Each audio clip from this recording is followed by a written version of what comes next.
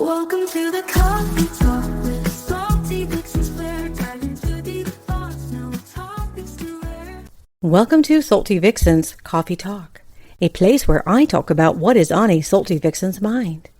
I'm an author, I'm a musician, and a mother, and I am the founder of Salty Vixen brand.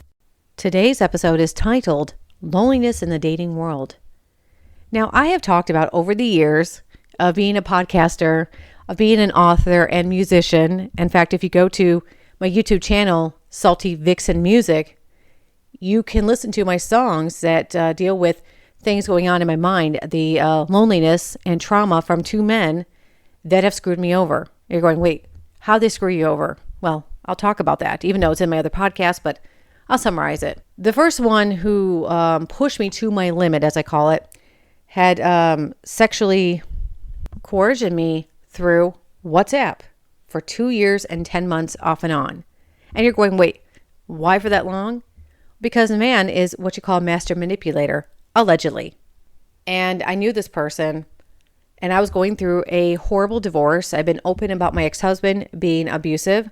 My ex-husband also has Asperger's, and he's never gotten help for that to balance his outbursts. He has a mother who will say, it's okay, you know what? Your wife is in the wrong. Your wife is causing you to act this way. It's okay, honey. And then you have the dad, whose parents are divorced anyway, who took his son's side instead of saying, hey, son, you know what? You need to calm down. So our marriage didn't work because the parents were not helping. They were putting me against my now ex-husband. Now, we're good friends, obviously, because I got a couple kids, but he still has outbursts. In fact, 2 days ago, I called him. He says, fuck off. I'm busy. I'm like, why are you cussing? What did I do? It's just the Asperger's. But as a result, yes, it was abusive, verbally, sexually, took sex away, financial. He stipended us so much. There was one time we had a fridge and the temperature was not keeping in the freezer. Now, nothing really lasts forever. You need to get maintenance done. And I kept telling him, please get this checked out or let me call Sears. Oh, you're not doing it. Why? He has so much control over that. He blamed me that I had too much food in the freezer. I said, no, I don't. And I eventually got a freezer put in the basement. So I started putting all the food in there because the food was, getting gross. Well, now the refrigerator temperature wasn't keeping anymore. And I was buying food before we eat dinner because he would not let me call Sears to get repaired. So when he finally called Sears, Sears said, how long has this been going on? The guy looks at me and I said, about 6 months. My ex-husband was pissed off. I said something, by the way. And the guy says, 6 months. You noticed there was something wrong and you didn't do anything? And my ex-husband said, well, I thought it was because of food. He says, no, you should have called right away. Yeah, you're wondering how we survived because I made sure that, we had a freezer in the basement. And I actually did buy a mini fridge. I do remember that. Because my ex-husband wouldn't do anything. And I was making money. I had a couponing website when coupons were the thing. And back then, if you had coupons.com, which I don't think exists anymore, and you had their widget on your website, you'd make money. And I was making a couple $1,000 a month just on that app at the time. Because you download the coupons. I made like 10 cents per coupon. It was awesome. And of course, my website with the ads. I was banking it. That was my money. You see, with him, even though he was making a lot of money with his job, and he would get bonuses during the holidays, I never saw any of that. He would give me, I remember when my daughter was in diapers, I got $400 a month to survive on.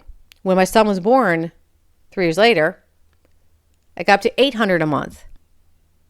When we got divorced, it got to be $1,200 biweekly. And you're going, wait, it doesn't last. I've seen on YouTube channels where women taking the ex to court and she's saying, hey, that $1,000 a month is not lasting. And the judge is being a bitch going, well, what do you mean? Where's it going towards? And the ex is like, the kids in private school, they have activities. Like that's what child support is going towards. And because I didn't see the whole clip, but assuming that the woman did not bring the expense sheet, activities are not cheap. Private school is not cheap. And she probably was pitching a lot in there. And the ex-husband would say, well, she's spending the money on her stuff. Now, my ex will say that too. And I'm sitting there, I'm like, nope, I don't. I do not spend anything on me. I haven't got my hair done in 4 months. That tells you I got gray hair growing. I want to get my hair done. But the money I make with my books and my other stuff I've been doing is not the same how it was a few years ago. Things have changed. I work my butt off. I'm now promoting my music. I'm promoting my books. I have an ebook store called aseverbooks.com or aebooks.com. I see a lot of people coming to the site, no one buying it. It takes time, unfortunately. And yes, it was a strategic move because Meghan Markle has asever.com, and I did that purposely for SEO because I do have connection with Prince Harry, and I told that story on there. And I have my photo when I was in the tabloid with him on my About Me. And yes, I put a statement on there that I'm not affiliated with Meghan Markle because you have to do that. But yeah, that was more of an SEO move. So going back to because I'm a storyteller. In the relationship with my ex-husband, it was very much alone. Like I said, he took money away. There was a point I had a friend of mine that drove 40 minutes to bring a box of diapers because I kicked my ex-husband out the first time because I couldn't take the abuse. Was it physical? Oh, a couple times for sure. When he took sex away, he chose RedTube over me.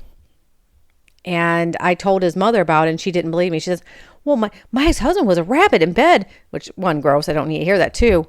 She didn't want to believe me. And then when I wanted to be intimate, she got into his head, and she told me on the phone one time, you need to prove to him you're on birth control because I know you want more kids, and he doesn't want any more kids, and I don't want you having more kids. In fact, you got to prove to me that you're on birth control. I'm like, why the hell am I going to prove to you that I'm on birth control if we're not even doing it? He won't even touch me. It's a waste of money, and it's my body, my choice.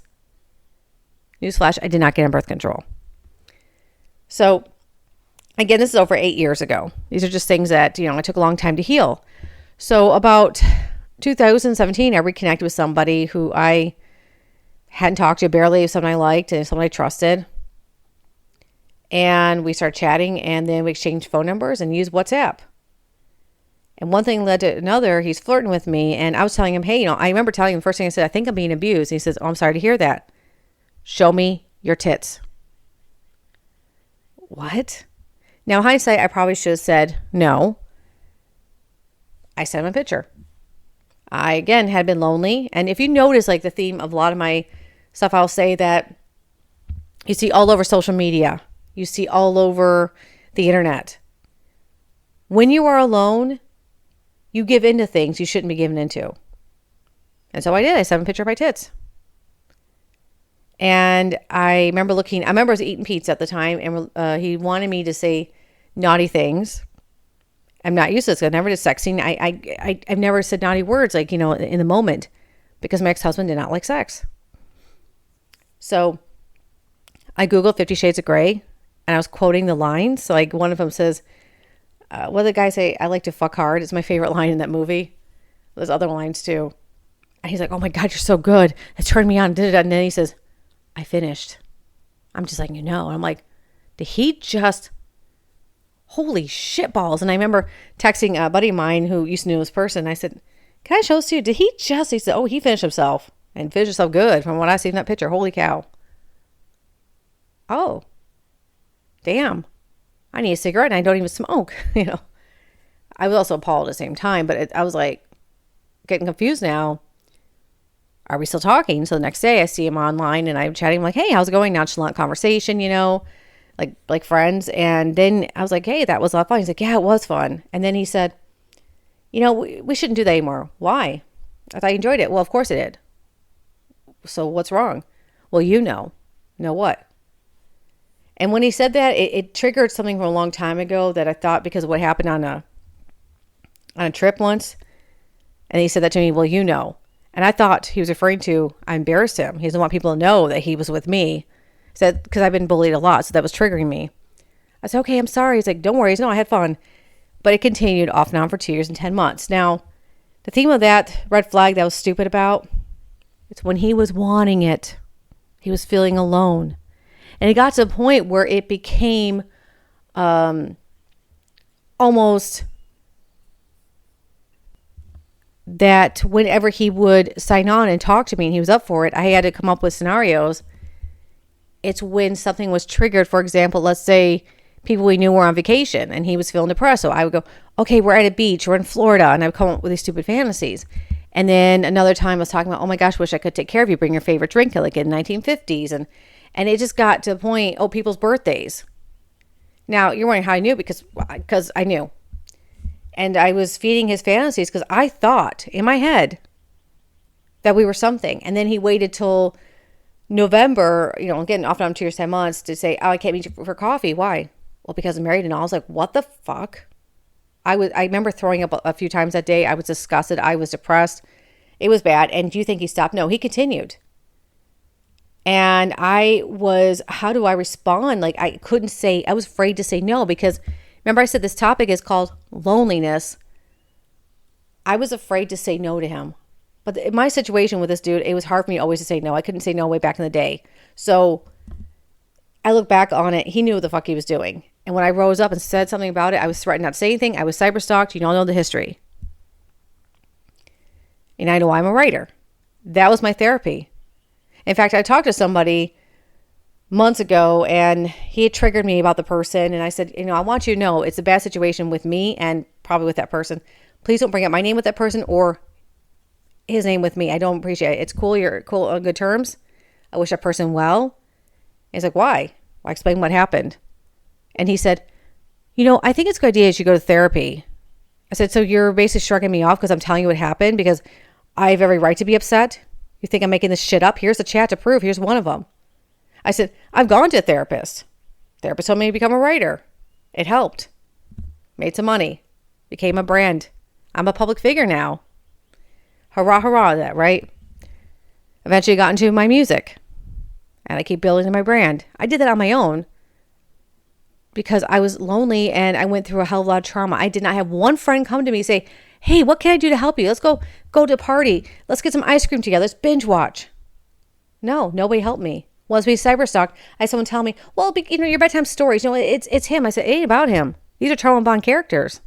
When I go, dear first Dom, dear my doctor, my alpha male, my Dom sir, tell me, how are you doing? These are nobody. I took the trauma, made characters out of it. So every author does that. That's called artistic. It's being creative. Taylor Swift does that through her songs. Alanis Morissette did, which ironically, you ought to know when that came out, I was so pissed off at that person too. Way back then. Irony of it. Isn't it ironic, right? Don't you think? All right, moving forward. So I talked about my ex-husband, talked about the sexual coercion that happened. And now been off and on dates. I had a guy I did meet. He likes to be called rebound guy for some odd reason. He ended up being, it was weird. He was very boring, very kind, but just because he's been hurt, he's never been in a stable relationship. And really I haven't either. But we were getting on very well. Then one day I couldn't take anymore, to certain things. And it's just he didn't seem to care. So I'm like, okay, next. Met another dude who love bombed me, bought me a TV for my room because he wanted to get sex, and I did not give in to that. And one day he says to me, why don't you want to kiss me? Well, I'll tell you why I didn't want to kiss him. One, he vaped, which, by the way, he did not write that on his profile that he vapes. He lied. He also didn't go to the dentist. He had bad breath. Why would I kiss a man like that? Ew. And then, after that, went a few more dates, nothing happened. Then I met the current guy. Met him a year ago in February. We were chatting. We met finally in May. At this point, my loneliness had really reached its peak. And I knew the red flag should have been there when he had no intention of really meeting right away. I was kind of glad we didn't meet, but we finally did. We hit it off. It was great. I tell my friends this story all the time. Oh my God, it was like talking to the male version of me. Wow, I like this guy. We had a second date. It got weird. By third date, it got intimate. Fourth date, intimate. Then he backed away, pulled away. And my friend at the time was saying, well, guys do that after they get intimate. I said, that's really weird at this point in time. I said, that's just something that is odd. And he would make all these dates and constantly cancel. Or he would stood me up. And I could go like a broken record, detail how many fucking times, excuse my language, that he had stood me up for dates or didn't say that. I remember one time in July, I'll tell you this much. I was giving him an ultimatum. I said, do you want me in your life? Well, of course I do. I want to date you. I'm just not ready. I had trauma from my ex-wife. How long ago was that? Well, 3 years ago. Now 4 at this point. A year later. I'm talking about July last year. I said, look, I'll give you one last chance. My ex is going to be picking up the kids. It's been several months we've known each other at this point. 3 hours. I'm making a homemade pizza. We'll watch a movie. See how things go. No, he's not coming to the bedroom. There was no way, It was just going to be a hangout date. Maybe we'll make out, We talked about all day long. He's at work. We're talking back and forth. He gets home. I'm going to have some beer with my dad. His parents were in town, right? By the way, he's in his 50s. And I'm 45, so he's early 50s, like 51 at the time. I'm 44 at the time. Hour into it. So you're coming over. Well, I just has to do too much drink. I'm not coming. Why? Well, it's just not right. I can't leave my parents alone with the kids. I said, what? Well, they drove all this way. They drove 2 hours. I said, don't your parents want you to know you found someone? Well, I do. I know they do. But, I just not ready to, I'm like, why can't you leave the house and take me out on a date or, come over here? This is getting really weird. I said, did you basically do a hookup? Well, no, I don't do hookups now. I'm going to tell you, I don't do them. So don't say it's hookup. I said, that's exactly what it is, dude, because you never seem to want to take me out anywhere. And I made a homemade pizza and you didn't give a shit? Wow. And I blocked him. I was done. And then the loneliness hit. I unblocked him, talked to him for a little bit more. And we hung out more times. He apologized, He got what he wanted. And then just kept chatting with me like I was nothing. Treated me like a stranger. Whole month of August, we did not see each other. September rolled around. He's in California with family. And I texted him. I said, I'm more than just a piece of ass. I told you I will never do a hookup situation. What did you do? You treated me like something I never want to be treated again. What the hell is wrong with you? And I blocked his ass. I cried because I'm alone. For a few days, I was feeling like this, right? Then I felt damn good. Getting my Salty Vixen business. I'm growing it. I've gone on dates. Nothing happened. And then he reaches out to me on my professional Twitter account, Salty Vixen. 4 different accounts. I kept blocking him. And I knew that if I didn't say anything to him, he would have continued to reach out. So finally, Thanksgiving week, I talked to him. Why don't you come to my house? He said, no strings attached. I said, I'm not coming over to give sex. Sorry. I don't like this situation. I'll talk to you as a friend. Yeah, it's a friend, but no strings attached. I said, why would I come over? It was 10:30 at night. Like, why would I come over now? He lives down the road, and I said, my kids are asleep. Well, they won't mind. Okay, well, wait a minute. But when your kids, who are about the same age, teenagers, when they're asleep, you can't come see me? Huh? That's not right, dude. And I said, you want to talk to me? Come to my driveway. And he goes, and do what? We'll see what happens. But right now, just talk. Only talk? You literally just said that you're not about sex, and here you talk. You're horny as a horn dog. That's not true now. I'm imitating him. He has a southern drawl. And he's from Alabama, just to give you an idea, And he came, and we ended up making out because I was lonely, and he promised a date the next day. It did not happen.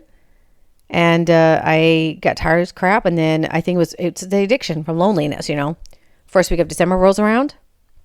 We're hanging out, one thing led after another. But I'll tell you what happened while I was so appalled at the same time. We're watching TV together. And we're chatting. And he starts stroking my leg. Okay. My legs are on his lap. Because I've known him for 6 months at this point. And then he whips it out. Right in front of me. And says, do you want to go upstairs? And I was like, whoa. No. I didn't come here for that. He goes, okay. I kept it out. At this point, I probably should have left. But now I'm all hot and ready, bothered. And I gave in on the sofa. It was hot. It was passionate, cool. And I'm thinking, okay, what happens next? Because he promised me Sun, Moon, Stars. He wants to see me, right? So I said, what's happening next, dude? Well, Sunday, let's have the kids meet because I want to be serious about this relationship, And I'm like, okay. It was going to be about 10:30, 11 a.m. Do you think the kids met? Nope. He stood me up. I said, what the hell, dude? I'll give you another chance. Okay. Then he got quiet. And then he brought this whole bullshit. Now, by the way, I was raised Old Baptist. I'm half Appalachian. I was raised in Michigan, but my family's from Kentucky, my mom's side. You hear my twang coming in back and forth. Yeah, it gets better. He brought up, by the way, because being raised Old Baptist, he brought up the religion card all of a sudden out of nowhere. He said, I just can't give in to temptation anymore. I was wrong. I'm like, you were having sex with me for over a year or close to a year at this point, and now you're saying it's wrong? What the hell? But part of me, I was kind of glad he said that, because it was bothering me. But it's only because I think I look back on it. It's because I told him I felt uncomfortable, and I kept bringing up the whole hookup situation. I didn't feel right on that. But again, I've been so damn lonely, and it felt right just being wanted. And this is common. I see all over social media. And it's a lot of one-sided relationships that one person's constantly reaching out, and they just can't be bothered. They're so used to it. And so it got to the point where right after Christmas, he had a date scheduled. He's going to pick me up, take me out for coffee or whatever. I don't drink coffee. He knows that. But, just hanging out. And then he was going to, we're going to spend time together and just, maybe watch a movie. And do you think he did? No. And then I blocked his ass. Like, what the hell? I'm getting too stressed out over this shit. Willingness to go once again in January, I unblocked him. He says, well, I thought you didn't want to talk to me anymore. I said, I don't understand. What is wrong with you, dude? Do you want me in your life? Of course I do. Why won't you take me out? Like, what is your problem? You have no problem having, intimacy, but you can't take me out on a date? Well, you see, and now he's telling me his tall tale, which the story has changed about 3, maybe 4 times at this point. But he'll say shit like, because of my ex, I can't live for the world. I gotta live for myself, Okay, I'm thinking, you've already told me this. Right, but it was traumatic. And then for my kids, I'm like, you have a kid in high school and a kid in 8th grade. They have lives now. So why you keep making excuses why you don't want to date me? I'm getting really confused. So then we started doing morning dates once a week. Everything's going great. We're hanging, we're cuddling, we're hugging, kissing eventually. And then he starts pausing on it. I got sick. Well, he didn't pause. I got sick for 3 weeks and I didn't hear. No, 3 weeks, sorry. It was in February. I got real sick, bad flu. I told him, hey, I'm sorry, I can't make it this week. I'm not feeling well. He did not bother responding. By the end of the week, I said, hey, I was sick. I thought we're dating. Did you ever think of common courtesy to check up on the person? Say, hey, how you feeling? Maybe get me some soup or, I don't know, smoothie. He goes, you're right. No, it was bad of me. I should not be doing that. There was no excuses. I should have. I said, do you even care about me? Or is this a pure hookup situation? No, I promise you, it ain't hookup. So in order to date, you have to give more to that. I know. Now let's get to the fun part. Fast forward to about 3 weeks ago. His parents are visiting, and I'm trying to talk to him. Say, hey, do you want to do something? I know your parents are in town. Well, we're playing cards or we're doing board game. I can't go out. Why can't you go out and meet me? Again, this is getting really weird, dude. Do you want me in your life? Well, of course I do. And then he says, when they leave, why don't you come over? We can have some fun, have adult time. Okay. Which, by the way, he cannot give into temptation. Remember, he started doing that shit in December, which means he'll do everything else but penetration, which I'm fine with, right? But if you're following the good book, the Bible or the Torah, depending, if you're really following that, then you shouldn't be kissing either. He's a freaking hypocrite. He is the biggest hypocrite I've ever met in my whole life, full of damn excuses. And I'm getting stressed out over this guy. He's never reaching out to me, and I'm sitting there, oh my God, my loneliness addiction is taking over. And like I said, I see this all over social media, so I know I'm not alone. And I've been on dating apps off and on for several years. And there's a point where I was so low, rolled up into a ball, crying because nobody wants me. And I will start saying I'm worthless. I'll start saying these things. I'm not good enough. I'm worthless. Why doesn't anybody want me? They see me as a sex object but nothing more. What's wrong with me? And the other problem is me being salty vixen. I've had a guy say to me, oh, so you write that? Yeah, so you're like that in real life. Well, you wouldn't know on the first date or second. I have to get to know you a little better. Yeah, the perks of being a public figure, which you're going, wait, what? An author is a public figure and a musician is a public figure. If you Google salty vixen, it says public figure. I'm not like as famous as Drew Barrymore or, Taylor Swift or Meghan Markle. I mean, I knew Prince Harry. I did get to kiss him in December. The week of the opening of Mama House Center several years ago in South Africa, to be exact. But he was getting me to shut up because I perseverate because he was being an ass to me. But that's my story. I've talked about it many times before. But That's another story for another time. However, people assume you do this, you're talking to me, I'm going to look you up. You're like that person. They found out you're not like them. They discard you. Isn't that weird? And I think Cher Stone had talked about that. Like, she's like, I've been on, what was it? On, what was that app? I forget what she was on. I don't know if she's still on it, but she's talking about she's been with guys who she meets and they were drug addicts, or they were, she doesn't say who she is or whatever, and they meet her. And she's like, it's so hard meeting people. Being a celebrity, being a public figure, or just being an average person, it doesn't matter. Dating is so weird and it makes no sense. And the sad part is the love bombing and the lies. So this dude, just kind of wrap up what happened recently because it's a good topic. Yeah, I said to him yesterday, I'm like, hey, you want to come over, spend time? He's like, I don't want to. I shouldn't be doing that stuff anymore. You shouldn't be kissing me. Well, yeah, I mean, it's not right. It's giving you temptation, And I'm like, what the hell is wrong with you? He's 52. Remember, he's 51 when I first met him. I said, you're 52 years old. You're divorced. You've had a relationship. By the way, he told me about a week ago, well, I dated a Korean chick a while back, and I'm dating such and such. Okay, so you tell me about your adventures, but you can't take me on a date. Huh. Red flag is still kicking in, And I said, why are you declining me so much? Am I really that hookup girl for you and you're lying to me? And then I said, I get mean. I get my Appalachian in me, but I mean, I'm going to tell you how it is. I'm going to learn you, basically. That's an old term. I'm pissy. Because if you're feeling like you're used, you're going to blow up. And I said, I think what happened, dude, was it was a hookup situation. You felt guilty. And you kept me on the side because, hey, you liked the feel good. But the minute I want to feel good, part of the relationship, or want to do stuff, you find a reason to get out of it. I've been in that kind of situation before, the one I talked about earlier, the one who did sexual coercion to me. And I've been triggered and I've been crying. I said, oh my gosh. And I opened up the chats, because I still have them on my phone, and I have, I kept for all these years. And I looked at it and I said, there's a similar situation. You keep me on as a friend so I don't say anything. That's what this dude, the blast from past person, had done. The current dude, he is a southern boy from Alabama, and he just felt so bad because I'm real pretty. But how dare I?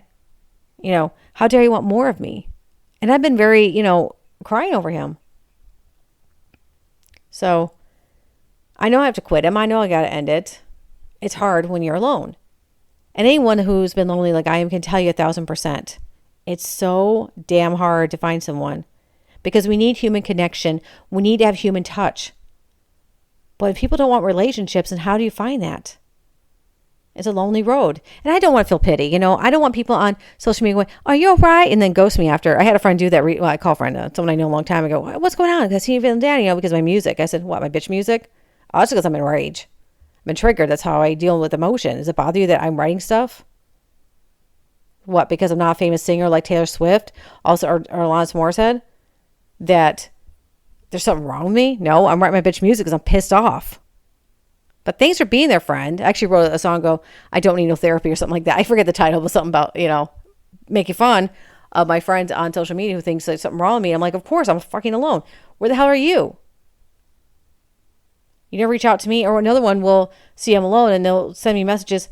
Oh, I've had so much fun, and I'm seeing, oh, look at what such and such are doing. And I'm sitting there, I'm like, I'm depressed. This is making things worse. But thanks. Thanks for letting me know you're super happy, and I'm sitting there like, I'm happy you're happy, but I feel like shit. But thank you for making it worse for me. People don't think. And I honestly think I'm destined to be alone. And maybe that's why I was born, to be unloved the rest of my life. All right, my lovies, I'm going to end this podcast. Hope you have a lovely day. Bye. Come and share with me. So let's chat about the highs, let's chat about the lows. In this cozy little corner, anything goes. Every sip tells a story, every word brings a smile. With every conversation, we'll go that extra mile.